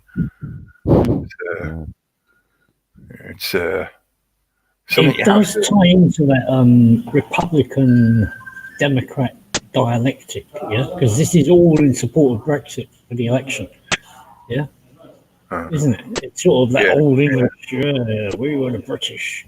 It sort of mixes in with that. Rome can be seen as the what you call it, you know, the Europe, yeah, the invader of Britain's sovereignty. So it fits in with that thing, yeah. So continuing the Hegelian dialectic. Another thing with the language I mentioned just before the show, yeah, did I mention that? There's a tribe in Britannia called the Demni, and like Devon, it's some of the words that we grow up with and recognise from childhood. We never actually stop and think and go a bit deeper in them because we just accept them as, you know, the symbol of something. But the Chaldean word for the sun is Dab. And it struck me that Devon is like one of the sunniest places in England. And were the Dabney originally named from the same language, from the same word. You know, Dabney, the people of the sun, right there in the corner of England, yeah, where spring starts in March rather than April. Yeah. So there was a guy with a video, a Welsh bloke, that says, you know, there was an ancient Welsh spoken all across Babylon and all that, but he wants about 200 quid for a book. Otherwise, you know, he won't really tell you anything of it. He won't even give you examples. I don't know what the prices is on these books because I ain't looked at, you know, availability of buying them or whatever. I think his name Alan Wilson. Yeah. Has anybody heard from somebody that's read one of his books and said, oh, yes, it was really good, I learned something? Only from Richard D. Hall, when I watched his interviews with the guy and what they were saying about it. I've not got round to getting any of his books and actually reading them yet. I will get to them eventually. I do want to read them because I've seen very similar things myself over the years in the kind of connections he's making about that. There is a very ancient root connection that uncannily links ancient Hebrew with ancient Welsh, Cymru. And it's not coincidence. There's no way it's coincidence because they're just too similar. The Hebrew all comes from Chaldean. Yeah. Yeah. So, Well, he was shut down, wasn't he, Alan Wilson? Or they tried Yeah. to even burn him out, didn't they? Yeah. At one point. They tried to ostracize him, doing Yeah. basically cognitive infiltration on him and trying to label him as just crazy and whatever. Because if I'm not saying I accept or agree with all of his ideas or whatever, but if he was 100% right, then he provided enough proof. If you take that proof as being 100% accurate, then he provides more than enough proof to totally devastate the last 2,000 years of claimed history and the authorities that claim their positions based on that history. Absolutely devastates it, pulls it apart completely. Mm. That's why you don't hear much about it. Yeah. It's like we haven't had a legitimate monarchy for 1,500 years at least, probably longer. Yeah. If he's, like I say, if he's accurate, then he shows that what's been going on, certainly here in the UK, but really the whole of Europe and the New World after the Europeans colonized the New World, because, there weren't nobody there before they turned up. If he's right, then all of that is shown to be the bullshit that it is. Well, if Britannia is, yeah, I mean, if Britannia is anything to go by, all these kings were nothing anyway. It was the Druids who ruled. Yeah. So, They were the law. They were the law keepers. Yeah, we're back to that. The law keepers, LORELAW. They kept the law of the gods and applied it to us here living in the world. Yeah. Mm. I think they've done that quite well in the series, but yeah, some of it that just, and the fact that they constantly play 1970s music, it's all like, oh, this is so deliberately geared towards a certain demographic. Yeah, remember the 60s, remember the 60s. It's a bit hit or miss. What I did like in that series is when he gives the girl, I'm pretty sure it's magic mushrooms, but like if you mix it with fish livers and fish brains and something else, and throw yourself in water, you'll have a mushroom trip where you think you're a fish. And that was interesting. A kind of hermetic, it's like the mushrooms are magnifying some other attribute. Like if you'd eaten the fox's heart, you would have been running around like a fox. Yeah. So they act as a medium, a conveyance vehicle to carry the element of the whatever it is, the fish or the stag or whatever, and give that to you. So you absorb their elemental power of what they do. So you become a fish, you become a stag. we have to say this for another time. I was wondering where they got the story, the apples and the two brothers at the beginning. I've been wondering that as well, because I can't say that I can recall that kind of story from the old traditions, from the Gaelic traditions or whatever. And I know they didn't have apples in England before the Romans came. No. So I'm thinking, they're trying to tie it in with the Jesus spear and the other Christian thing. So these people went back before; they already had the same thing. Well, it absolutely does tie it back to that. I know we ended up talking about fucking TV series. They absolutely do tie it back. They do tie it back to that, because it turns out the Roman general was the Roman general who was there in Golgotha when Christ was crucified and blah, blah, blah. So yes, they are absolutely trying to link the two. But I think they've done that just because the whole show is a metaphor of the transition of ancient Britain into Roman Britain.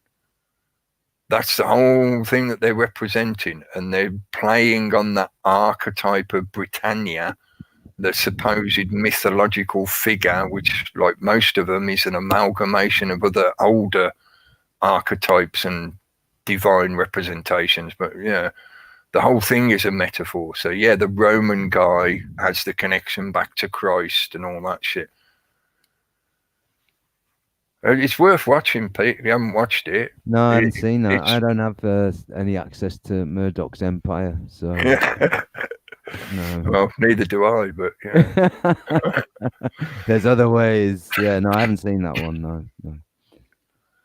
It's quite appropriate at the moment as well. As in, you know, the theme song that they used is that Season of the Witch. Is it Donovan, Gary? I remember you saying to me the other day. It was Donovan, yeah, but I think the one they're using might be Vanilla Fudge. Right. Because there's a line in it, I think, that wasn't in the original Donovan one. But I think they are trying to profit or play on the fact that a lot of these subjects are very popular and trendy at the moment. You know, we're back to that. They've trendified the conspiracy genre. And even though this is more to do with what could be loosely referred to as the New Age kind of ideas that are represented by the ideas that the Druid characters convey in the storyline, yeah? A lot of those ancient ideas, ideologies and concepts got amalgamated into what people call the New Age, or I prefer to call the New Age Church. Yeah, so they're sort of playing on that, the fact that all this kind of stuff is quite popular again at the moment. Well, every time I've seen a Druid group, whether it was a Twitter page or a Facebook page or a YouTube channel, they look pretty controlled or pretty sort of academics. Like, you know, people who've never come out, who've never lived off of the university campus. Yeah. Yeah. I don't know if you've ever met any decent people studying Druidism, but I met a couple once. Yeah, they seemed okay. Yeah, I have as well. I've met a few, but they're not that kind of. Well, I've met people of the academic type as well who've gone to university to study some kind of element connected to it.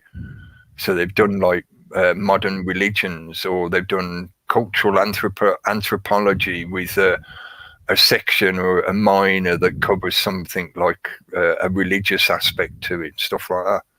Yeah, but I was thinking of the Druids who crowned Queen Elizabeth years and years ago. And a lot of Druid groups will try to seek recognition from them, which to me is like a waste of time, yeah? Yeah, it defeats the whole point. It's supposed to be the other way round. Yeah, the crown is a tool of the Druidic group, of the law, not the other way around. The law. This again that's actually quite a good reference to add in, you know, at the end near enough. I was talking about the spoken law and the written law, and that epitomizes that. The crown, or the monarchistic king, queen, whatever the particular title is called, and whatever, you know, whoever sits under that crown, is an emanation of the law keepers, those who are interpreting the divine law and divine messages to be applied here in the physical realm. It was never meant to be the other way round. The law does not emanate from the crown. The crown emanates from the law. Yeah, if that makes sense. But for most of modern populace, we are taught, and it's reinforced continuously throughout your life and within your society, that the law exists thanks to the queen, the power of the monarchy, which is why her crown is above the seat and all that kind of shit. It's not. It's completely the other way around. The crown only exists because of the law of the law keepers.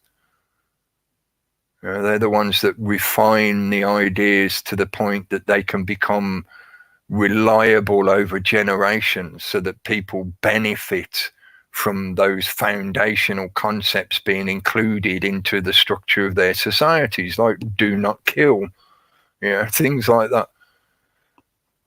Yeah, that's a good point. I will leave it at that. That's a good place to leave it.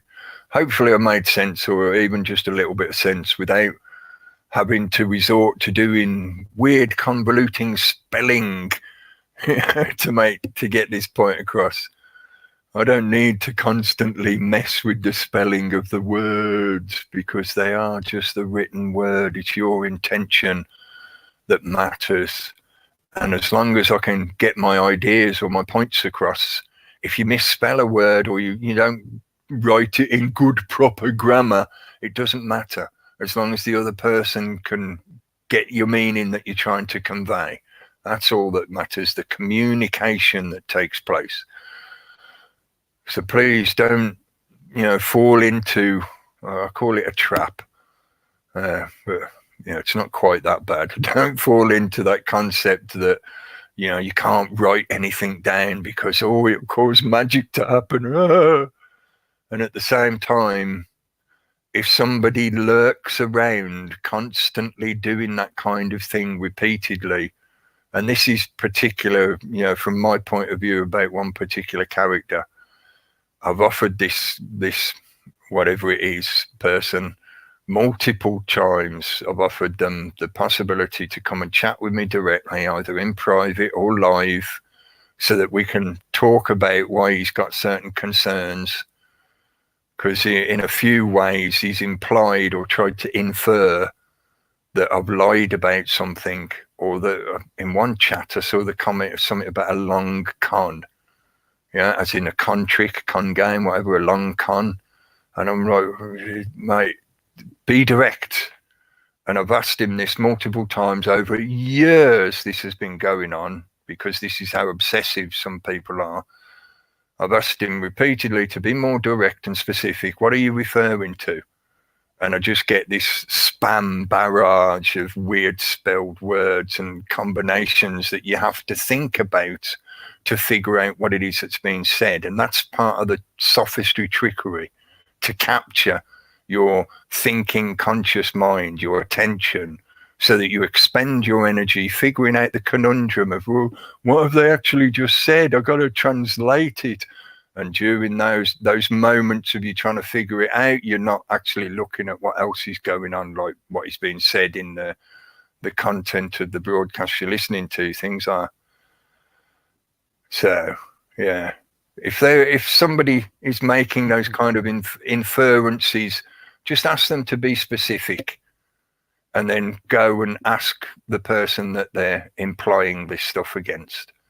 So if ever anyone gets a direct, a statement from whoever this person is, just come and ask me. I will do a Q&A at some point. It might be worth doing one next week, because this episode being the 12th is a good number to round it up on. There is something magical, I said the word magical, there's something magical about the sequence of the 12.